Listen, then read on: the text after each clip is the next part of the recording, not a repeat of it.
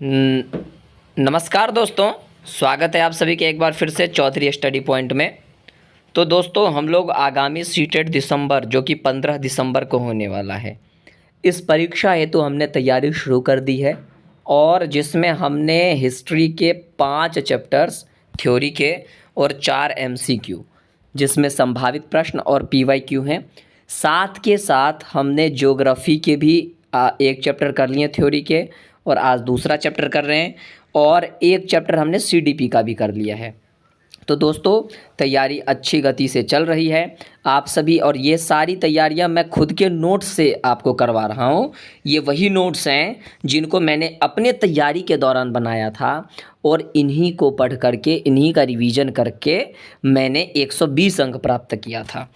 तो आइए दोस्तों चलते हैं, और ये चैप्टर 3 लेकर के। अब आप कहेंगे कि चैप्टर 1 आपने करवाया, चैप्टर 3 पे क्यों आ गए, 2 कहाँ गया? तो दोस्तों बता दूं आपके जानकारी के लिए कि चैप्टर 2 जो है वो बिगिनर्स के लिए थोड़ा सा कठिन हो सकता है, जिससे वो इंटरेस्ट खो सकते हैं। इसी को मद्देनज़र रखते हुए उस चैप्टर को बाद में करवाया जाएगा जब एग्ज़ाम नज़दीक आएगा, क्योंकि थोड़ा टेक्निकल चैप्टर है। तो इसलिए पहले आसान आसान चैप्टरों को कर लिया जाए। तो और ये चैप्टर जो करवा रहा हूँ दोस्तों, ये बहुत छोटा चैप्टर है लेकिन बहुत इंपॉर्टेंट चैप्टर है। इससे न जाने हर साल कितने प्रश्न बनते हैं, कह पाना मुश्किल है, मतलब इतना इंपॉर्टेंट है ये। तो आइए चलते हैं, और जैसा कि आप देख सकते हैं चैप्टर का नाम है पृथ्वी की गतियाँ।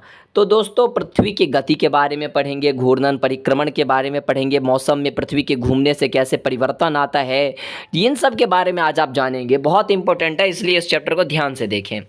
तो दोस्तों सबसे पहला टॉपिक है पृथ्वी के बारे में कुछ रोचक तथ्य। आइए जान लेते हैं। आपने पिछले चैप्टर में पढ़ा था कि पृथ्वी के विषय में थोड़ा बहुत, तो आइए उसी का थोड़ा विस्तार करते हैं कि पृथ्वी की गति 2 प्रकार की है। कितनी प्रकार की होती है पृथ्वी की गति? पृथ्वी की गति 2 प्रकार की होती है। पहली होती है घूर्णन, दूसरी होती है परिक्रमण। अब दोस्तों आपसे एग्जामिनर गलती यहाँ करवाएगा कि वो पूछ देगा घूर्णन किसे कहते हैं और परिक्रमण किसे कहते हैं, और व्यक्ति इसमें कंफ्यूज हो जाता है। तो इसी को स्पष्ट करते हैं आगे। आइए, कहता है कि पृथ्वी का अपने अक्ष पर घूमना घूर्णन कहलाता है। पृथ्वी जो है 24 घंटे में जो एक चक्कर पूरी करती है वो अपने अक्ष पर घूम रही है, ठीक है ना। लेकिन वो जिसके कारण पृथ्वी पर दिन और रात होती है, ये हमने पिछले चैप्टर में ये जरूर पढ़ा था कि पृथ्वी जो है, जब आपको ग्रह के बारे में पढ़ा रहे थे तो वहाँ पृथ्वी के बारे में जब हमने पढ़ाया था तो वहाँ हमने घूर्णन और परिक्रमण के विषय में हमने लिया था कि कौन सा ग्रह कितने दिन में परिक्रमण करता है और कितने घंटे या कितने दिन में घूर्णन करता है। तो उसमें हमने देखा था कि 365 या 66 दिन में सूर्य की एक परिक्रमा पूरी करता है पृथ्वी, है ना, जिससे कि वर्ष परिवर्तित होता है। उसमें मौसम वगैरह परिवर्तन होते हैं, ऋतु परिवर्तन होता है, गर्मी आती है, सर्दी आती है। लेकिन अपने अक्ष पर घूमना यानी खुद के कक्षा में घूमना वो घूर्णन कहलाता है, जिसके कारण दिन और रात होता है। और ये प्रक्रिया करने में, घूर्णन करने में पृथ्वी जो है वो 24 घंटे का समय लेती है। आगे चलिए, सूर्य के चारों ओर घूमना परिक्रमण कहलाता है। अब देख लो एग्जामिनर यही गलती करवाता है। एक जगह आपने पढ़ा पृथ्वी का अपने अक्ष पर घूमना घूर्णन कहलाता है, और एक तरफ पढ़ा कि सूर्य के चारों ओर घूमना ही क्या कहलाता है, परिक्रमण कहलाता है। ये 2 लाइन है और इन्हीं दोनों लाइनों के बीच में फंसा देता है, इसलिए this is very very very important. इसीलिए मैंने इसको अपने नोट्स में अपने तैयारी के टाइम में डाला था, तो इसको आप भी ध्यान से जरूर पढ़ें।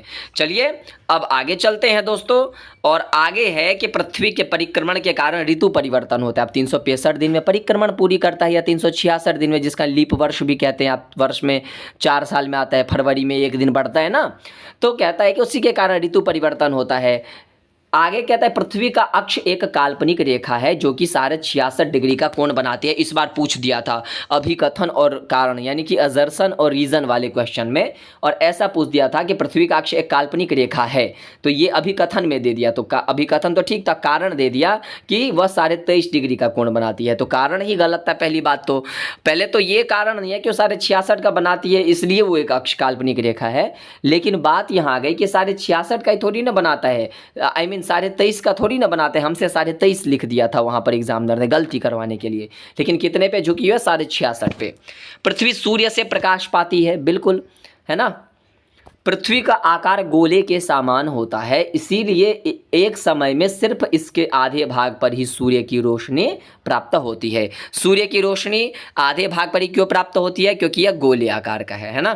ग्लोब पर वह वृत्त जो दिन तथा रात को विभाजित करता है उसे प्रदीप्ति वृत्त कहते हैं। दोस्तों इसको आप वेरी वेरी वेरी इंपॉर्टेंट, जितने बार वेरी लगाना है लगा लीजिए, क्योंकि ये जो है ना, ये प्रदीप्ति वृत्त जो आप ये देख रहे हैं, इससे न जाने हजारों बार प्रश्न पूछ चुका है कि कहता है प्रदीप्ति वृत्त किसे कहते हैं। 4 ऑप्शन दे देगा, तो हमेशा याद रखना ग्लोब पर एक वृत्त होता है। जैसे कि मान लीजिए ये ग्लोब बना हुआ है ना, तो इस पर एक वृत्त होगा, ठीक है। वो जो है दिन तथा रात को विभाजित करता है। अगर इस एरिया में दिन है तो इस एरिया में रात होगी, तो इसको जो विभाजित करता है उसको हम क्या कहते हैं? उसको हम प्रदीप्ति वृत्त कहते हैं। और ये कभी भी अक्ष के साथ नहीं मिलता है। तो पूछ देगा पृथ्वी पर दिन और रात को विभाजित करने वाली रेखा कौन सी है? तो प्रदीप्ति वृत्त है, याद रखिएगा। अगर पृथ्वी घूर्णन नहीं करेगी तो क्या होगी? दूसरा टॉपिक शुरू होता है कि अगर घूर्णन नहीं करेगी, अभी आपने देखा कि अपने अक्ष पर घूमती है, अगर नहीं घूमेगी तो क्या होगा? कहते हैं सूर्य के तरफ वाले भाग में हमेशा दिन होगा, है ना, और जिसके कारण उस भाग में गर्मी लगातार पड़ेगी, एवं दूसरे भाग में हमेशा अंधेरा रहेगा। इसको इस तरह से समझिए जैसे कि ये पृथ्वी है मान लीजिए, ठीक है, और ये सूर्य है। अब ये देख लीजिए कि ये पृथ्वी अभी घूम रही है, तो चारों तरफ इसकी प्रकाश जाएगी। अगर नहीं घूमेगी तो क्या होगा? अगर एक अक्ष इस साइड है तो इधर ये एरिया अगर घुमा हुआ है सूर्य की तरफ, तो इधर दिन रहेगा हमेशा और गर्मी बहुत रहेगी, और इस साइड वाले में कभी भी प्रकाश नहीं जाएगा सूर्य का। तो इससे क्या होगा कि अब सूर्य हमेशा जो है, जब इसकी रोशनी यहाँ नहीं आएगी तो इधर ठंडा रहेगा, जिस कारण तबाही मच जाएगी, ठीक है, और हमेशा अंधेरा रहे। इस तरह की अवस्था में जीवन संभव नहीं हो पाएगा। मौसम में परिवर्तन कैसे होता है देखिए, ये रट लो दोस्तों, यहाँ जितने पॉइंट्स आपके लिए लिख के लाए हो ना, बिल्कुल मलाई बटर लेकर के उसको रट लो। कहता है कि 3 जनवरी को पृथ्वी सूर्य के सबसे नजदीक होता है, जिसे अपसौर कहते हैं। अपसौर और उपसौर से प्रश्न जरूर पूछता है। अपसौर कब होता है? 3 जनवरी को। क्या होता है उस दिन? तो पृथ्वी सूर्य के सबसे नजदीक होता है। और 4 जुलाई को पृथ्वी सूर्य से सर्वाधिक दूर होती है, जिसे अपसौर कहते हैं, ठीक है। तो 3 जनवरी उपसौर, 4 जुलाई अपसौर। एक दिन उपसौर के दिन जो है सूर्य पृथ्वी सूर्य के नजदीक, अपसौर के दिन पृथ्वी सूर्य से काफी दूर। विषुवत वृत्त रेखा पर सदैव दिन रात की अवधि बराबर होती है, क्योंकि यह पृथ्वी के बीचों बीच स्थित है। ग्लोब पर आप देखिएगा 21 जून को सूर्य की किरणें कर्क रेखा पर सीधे पड़ती है। इस स्थिति को ग्रीष्म अयनांत या उत्तर अयनांत भी कहते हैं। इधर गर्मी होती है, और क्योंकि उत्तरी गोलार्ध के तरफ जो है गर्मी होगी, दक्षिणी गोलार्ध की तरफ ठंडा। और 22 दिसंबर को मकर रेखा पर सूर्य की किरणें सीधे पड़ती है, इसलिए इसे दक्षिणी गोलार्ध या दक्षिण अयनांत कहते हैं। इसमें क्या होता है दोस्तों, आपने देखा होगा 22 दिसंबर को हमारे तरफ ठंडी होती है। जब हम क्रिसमस जब मनाते हैं ना, तो अपने तरफ ठंडी होती है, लेकिन वही क्रिसमस के दिन ऑस्ट्रेलिया में ना गर्मी होती है। क्यों? क्योंकि दक्षिणी गोलार्ध में क्या होता है कि मकर रेखा पर सूर्य की किरणें सीधे पड़ती है, तो इधर गर्मी होता है। हम लोग दक्षिणी गोलार्ध में रहते हैं, तो हम लोगों की तरफ सूर्य की प्रकाश सीधे पड़ती है, तो इधर सूर्य की किरण जो है वो दक्षिणी गोलार्ध पर सीधे पड़ती है, ठीक है ना।